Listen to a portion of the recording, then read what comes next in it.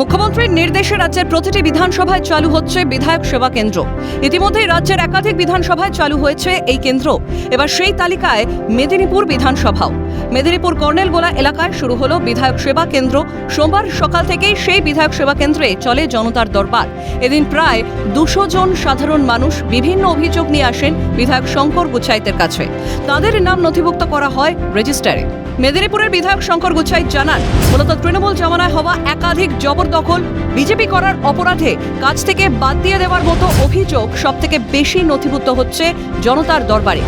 যে সমস্ত বিজেপি কর্মীরা দীর্ঘদিন বঞ্চিত থেকেছেন তারা অভিযোগ নিয়ে আসছেন জনতার দরবারে।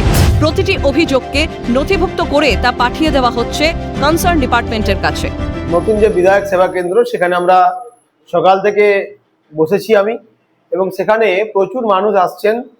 জনতার দরবার আজ থেকে শুরু হয়ে গেছে সেখানেই, এবং প্রচুর মানুষ এসে বিভিন্ন সমস্যা নিয়ে আসছেন। যেমন ল্যান্ড আছে, রাস্তা আছে, ঠিক তেমনি তৃণমূল সরকারের আমলে জবরদখল এটা প্রচুরভাবে আসছে।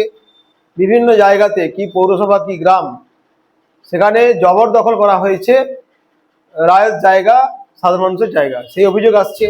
তৃণমূল জামানার বিধায়করা ছিলেন ধরা ছোঁয়ার বাইরে। ভোটের জয়ের পর তাদের টিকিও খুঁজে পাওয়া যেত না এলাকায়। বাংলার মানুষের দীর্ঘদিনের অভিযোগ ছিল তারা সমস্যায় পড়লেও কাউকে জানানোর থাকে না। সরকারের পালা বদলেই বদলালো সেই চিত্র।